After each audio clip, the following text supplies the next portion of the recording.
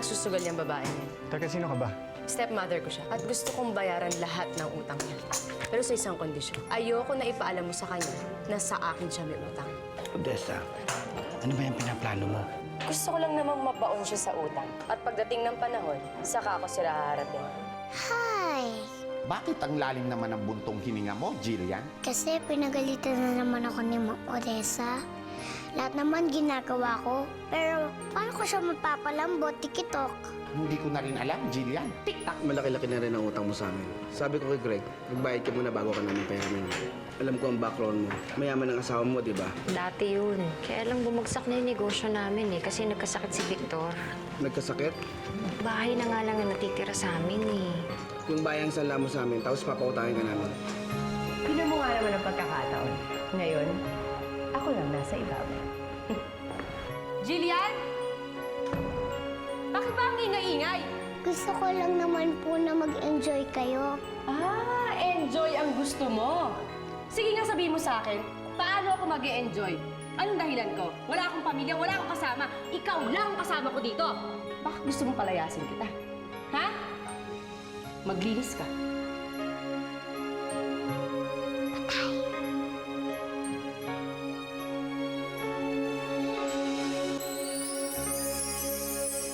Huy, Jillian.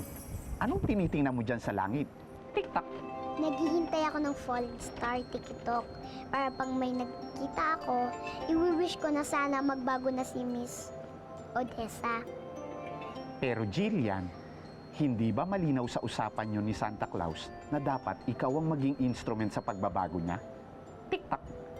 Kaya kahit may dumating na falling star, hindi ka nun matutulungan kay Odessa. Lalo na't kahit ano atang gawin mo, hindi mo siya mababago. Tik-tak. Hindi ako maniniwala na hindi siya magbabago, tikitok. Sabi ni Santa, lahat ng tao ay may kabutihan sa puso. Kaya alam ko, may kabutihan sa puso si Ma'am Odessa.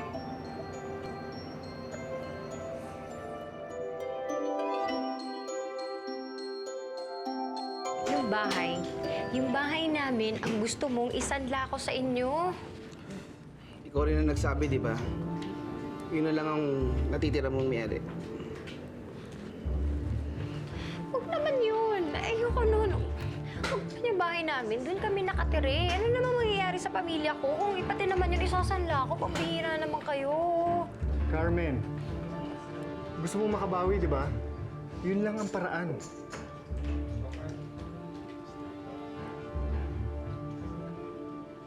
Ngayon kung ayaw mo, bayaran mo na ang utang mo sa amin.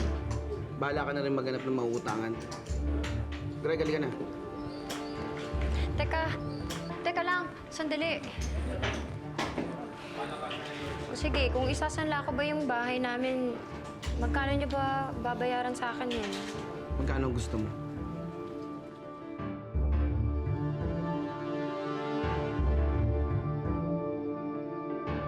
O bakit ka malungkot? Sasad lang ako, te. Nasasad ka? Bakit? Ano ba nangyari sa sugalan? Tsaka, hindi mo ba ginawa yung sinabi ko sa'yo? Hindi mo ba napagsugal yung madrasta ko? Nagsugal siya, Odessa. At ang ending, natalo siya ng bonggang-bongga. Talaga? Madali talagang paikutin yung madrasta ko eh. Teka, bakit ka nalulungkot? Tagumpay naman pala yung plano natin. Naahawa lang ako sa madrasta mo. Tulala at siyak na siyak ang lola mo. Windang sa isang iglap na walang bayat lupa nila. Na ngayon, sa akin na. Alam mo kung makikita mo siya sa sugalan, at nung talunan na siya, maawa ka rin kay Carmen. Isa pa, may sinabi siya sa akin eh. Anong sinabi niya sa'yo? May sakit daw ang papa mo. Ano daw sakit ni Papa?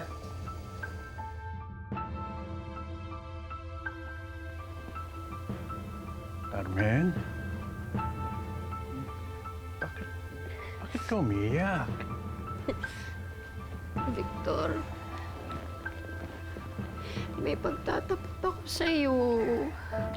Umiyak ka ba kasi dahil sa sakit niyan? Victor, matagal nang patay si Ann. Huwag ka nang umiyak. Maayos din si Ann. Lalo na't si Odessa nag-aalaga sa kanya. Hindi siya papabayaan ni Odessa. Hindi siya papabayaan ng kapatid niya. Victor, tama na. Metring! Metring! Pasok mo na nga itong sermo sa kwarto niya. Sige na. Sir, alinaw kayo. Alinaw kayo.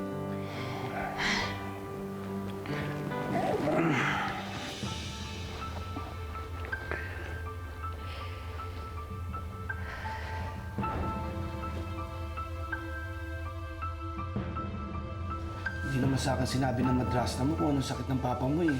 Kaya hindi ko nalaman. Kita mo na? Naku, gumagawa lang ng kwento yun para kaawaan siya. Kita mo ngayon, iniisip mo siya. Ganito na lang ang gawin natin. Dalhin mo ako dun bukas.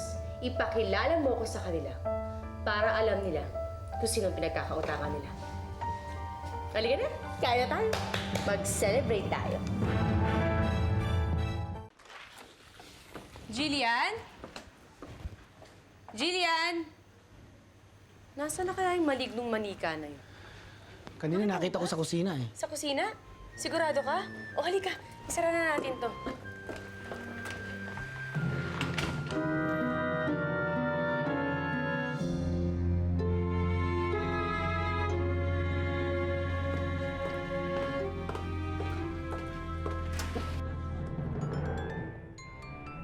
Akala ko bang sabi mo nasa kusina eh, bakit wala doon? Naku, Desa. Baka kinuha na ng mga batang squatter na kapitbahay natin.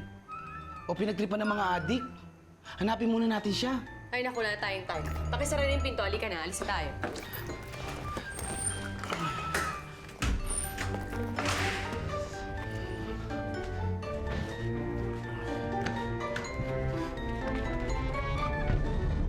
Malaki ang perang kailangan ko. Mga nasa 15 million.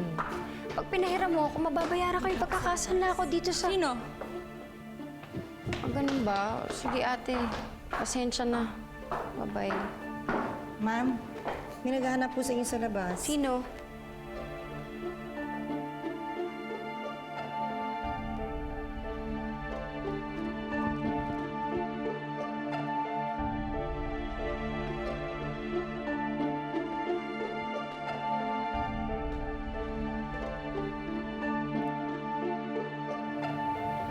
Odessa? O bakit parang nakakita ka ng multo? Anong ginagawa mo dito? Nandito ako para maningin. Odessa, kung ano man yung nangyari sa pamilya natin dati, sana wag mo nang ungkatin. Wag kong katin. Pagkatapos ng lahat ng pinagdaanan ko, pagkatapos ng pangapin niyo sa akin, hindi pwede. Umalis ka na lang, Odessa, please. Sayang naman ang pinaghandaan ko. Sayang naman ang mga pinagplanuhan kong paghaharap namin. Gusto ko silang makausap. Tawagin mo ang mama mo at si Papa. Odessa, please, mag-usap muna tayo. Papa! Papa! Desa, Papa! Julian! Ano ba nangyayari dito? Sino yung sumisigaw?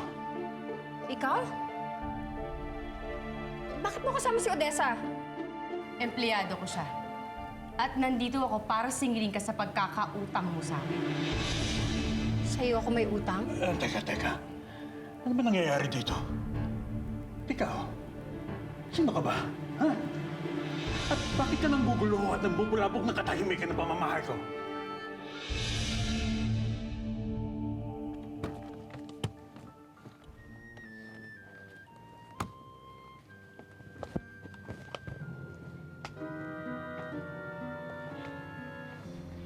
Dapat di nila ako makita. Dapat hindi nila ako marinig. Sino ako? Talaga bang tinalikuran niyo na ako? Pilit niyo na ba talaga akong kinalimutan? Odessa, tama na yan. Papa, ako po yung anak niyo. Papa, ako po si Odessa. Hindi kita kilala. Hindi kita anak. At huwag kang gumagawa ng away dito. Lumayas ka na. Malis ka na. Nasa may kailangan kang malaman. Get out. Get out! Hindi kita kaano-ano. Hindi ako matatanggap? Bakit kaya sila nag-aaway? Kahit kailan, hindi niyo ako kayang ituring na anak niyo. Akong pinagtatabuyan niyo. Ang may-ari lang naman ng bahay na to. At kahit anong oras na gusto kong palayasin kayo, kaya ko! Papa, matanggap mo lang ako bilang anak mo. Yun lang naman yung hinihiling ko eh. Papatanggapin mo ako bilang anak mo.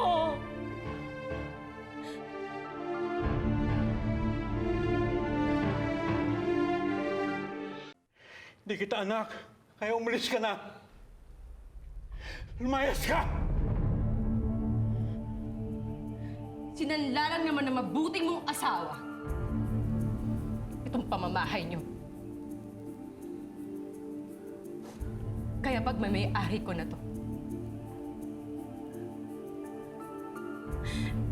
Pero handa akong talikuran yung lahat. Hindi ako maniningil. Ibigay niyo lang sa akin yung respeto na gusto ko. Natanggapin niyo ako bilang anak niyo. Na mahalin mo ako. Papa, yun lang hinihiling ko sa'yo. Yun lang. Get out. Hindi kita kilala. Hindi kita anak! Lumayas ka! Odessa, huwag kang makinig sa kanya. Odessa, let me explain. May kailangan kang malaman. Hindi na kailangan. Malinaw na lahat sa akin. Bakit ba ang hirap para sa inyo na tanggapin ako? Kahit anong gawin ko sa buhay ko, kahit magtagumpay ako, baliwala sa'yo! Isa lang naman hiling ko sa'yo eh. Tanggapin mo ko. Mahalin mo ko. Tanggapin mo ako bilang isang puwentes. Yun lang, Papa. Yun lang. Get out! Get out!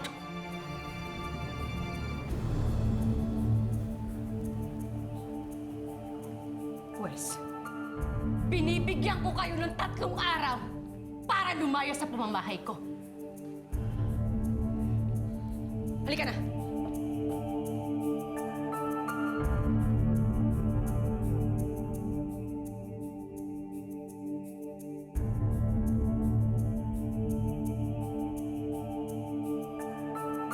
Masyado nagagalit. Talaga.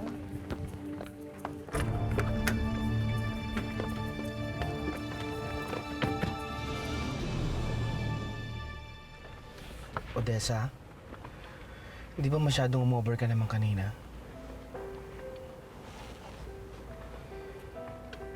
Hindi ko naman gusto yung ginawa ko eh. Sinaktan ako ni Papa. Hanggang hindi pa rin niya ako matanggap bilang anak niya. Mahirap ang hinihiling ko sa kanya. Ikaw naman kasi, sinetap mo yung sarili mo sa kadramahan mo. May pag-grand entrance ka pa. Ano bang bumusina ka muna sa madrasta mo at sabihin mo dadalaw ka? Siyempre, naloka sila. Bigla ka nag-appear, no? Oo nga. Narinig mo yun? Jillian?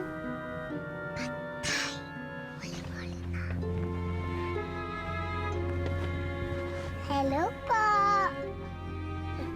Hello, ha? Ikaw? Talagang ginagalit mo ako, ha? Halika nga dito! Totoo bang pinagsasabi ng Odessa yun, Mama? Na isinila mo tong bahay sa kanya? Paano mo nagawa yun, Mama?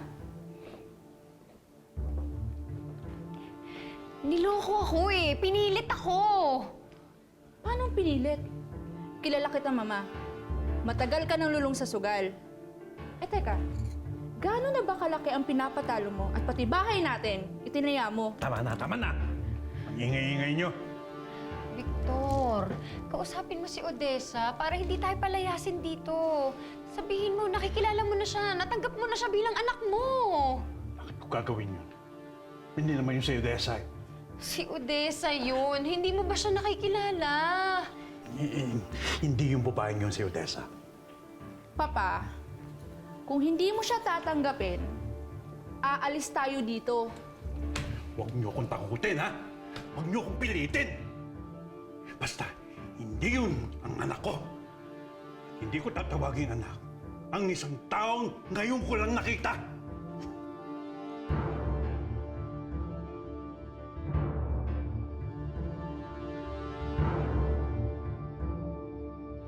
Tama na po, Ma'am Odessa. Baka pumapunit ang aking tenga. Ikaw ha? Naisahan mo kami. Hanap kami ng hanap sa iyo para sumama ka sa amin. Oo nga. Ikaw naman, gusto mo palang sumama, hindi ka pa nagsabi. Kasi po alam ko po na ayaw po ako isama ni Ma'am Odessa. Ay! Mabuti naman alam mo! Ikaw ha, namumuro ka na talaga sa akin. Isang-isa ka na lang papalayasin talaga kita. Kahit bad po ang ginagawa nyo at saka bad po kayo sa inyong papa, lagot! Hoy ikaw ha, wag mo ko pinagsasabihan tungkol sa buhay ko. Manika ka lang. Alam ko kung anong ginagawa ko.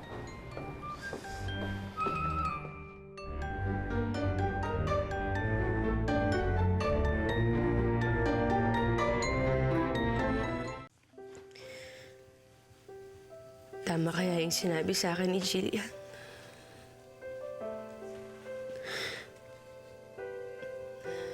Na nagkamali ako. Na dapat hindi na lang kita hinarap. Na dapat hindi na lang kita pinalaya sa bahay mo.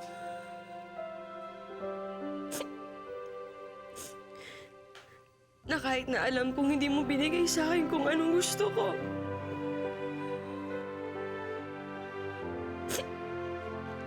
Na kahit na may kasalanan ka sa akin, hindi ko na alam kung anong tama sa mali.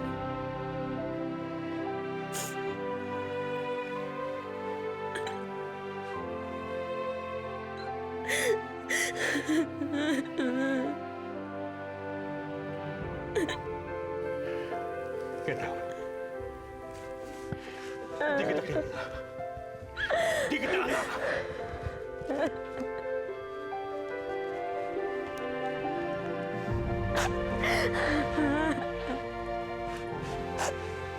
Nasa mo na ako.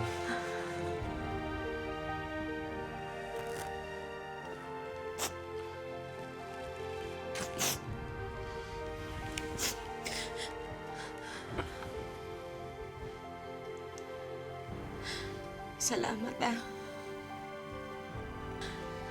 Alam mo ba ni minsan, hindi ko naramdaman na mahal niya ako. Huwag mo na lang isipin yun. Lalo mo lang dinadagdagan ang inanakit mo eh. Alam mo ba nung namatay si inay?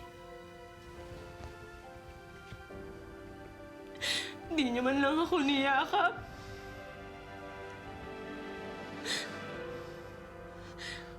Nung pumunta ako sa bahay niya ng asawa niya, kahit konting pagmamahal lang din niya nabigay sa akin yun. Ayaw niya lang sigurong mapuna siya ng asawa niya. Kaya ganun ang papa. Mali si inay. Dahil hindi naman ako totoong mahal ni tatay ko eh. Kahit konting pagmamahal, wala yun. Pinagkait niya sa akin yun. Binaliwala niya lahat ng sinakripisyo ko.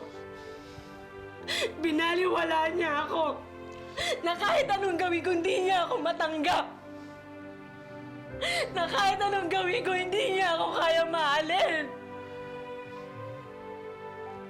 Hindi niya ako kaya tanggapin. Hindi niya ako mahal. Hindi niya ako mahal.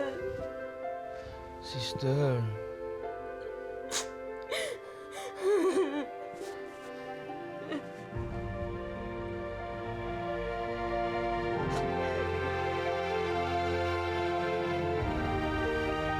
Ano? Nakita mo na ba? Nandiyan na ba? Sa bodega kasi mo tignan. Kala mo! Ay, gamitin mo ang mga mata mo, ha? Sige na, Mitring. Hanapin mo mabuti. Anong ginagawa mo, ha? Si Odessa. Pinapahanap ko si Odessa. Oh, Mitring! Ito na po! Ay, naku! Ay, naku, ang dami. Ayun. Ano Ayun, si ba Odessa. dito? Halika dito. Ano ba dito, sir? Ito. Ito si Odessa. Ako. Ito ang anak ko. Hindi yung papay, masungit na nagpapalaya sa atin. Ito si Odessa.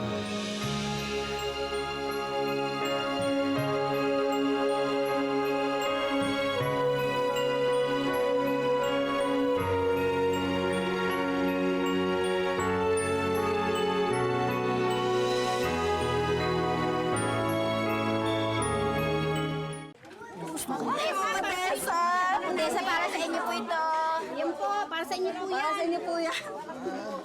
Ay, hello ka. Ang daming food day. Thank you, Sandali lang ho, Bakit niyo ho ako binibigyan ng mga pagkain? Naku, pasasalamat namin sa'yo yan, Maring Odessa. Di ba? Pasasalamat? Oo. Hindi ho ako yung wala ako binibigay sa inyo. Eh, Mare, para sa iyo yan talaga. Kumare? Pala kumare. Kumari ka na namin mula nung binigyan mo kami ng tulong at saka sa pera pinamudmud mo sa amin kagabi. Di ba? Hindi ho ako nagpapamudmud ng pera at wala akong binibigay sa inyo! Ikaw naman, huwag ka nang mahiya. Nagkamali kami ng akala sa'yo. Mabait ka naman pala at mapagbigay din. Sabi nga pala ng batang pinadala mo na pahabol aginaldo mo daw yung salapi. Bata? Oo, ganda bata. Ang cute-cute ng bata, tsaka mukhang manika. Batang mukhang manika. Di ba? Jillian! Sige ho. Dito niya na lang ulagay yung mga pagkain. Maraming salamat po, Sige po. Odessa! Odessa!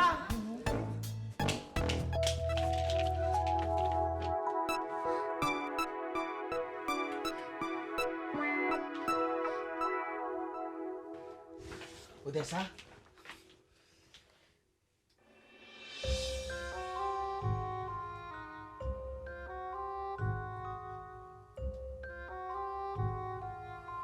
Nasaan na yung Jillian na yan? Patay ka, manika ka. Magtago ka na. Jillian!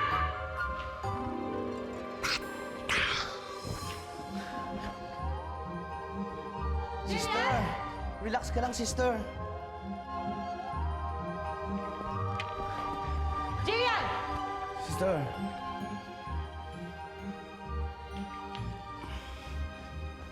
Lika nga dito. Bakit mo pinamigay yung pera ko? Oo nga, hindi mo man lang ako binigyan. Tumigil ka dyan.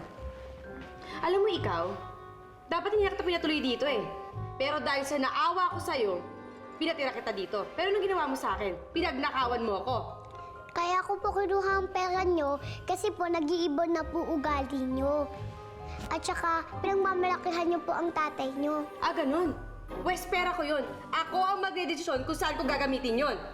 Kaya ikaw, sinira mo na ang tiwala ko sa'yo. Wala nang dahilan pa para tumira ka dito. Kaya lumayas ka! Lumayas ka, layas! Huwag nyo po ako papalayasin. Layas!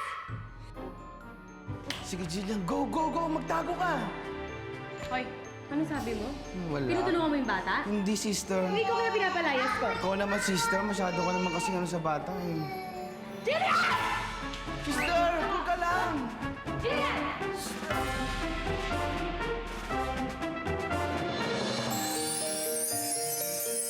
Pakisabi sa mga amo mo, nandito na ang totoong may-ari ng bahay. Wala na po sila dito nung isang araw pa. Alam mo ba kung saan sila lumipat? Diyan sa may apartment. Uy, hindi na yan galing. Alika, friends na tayo.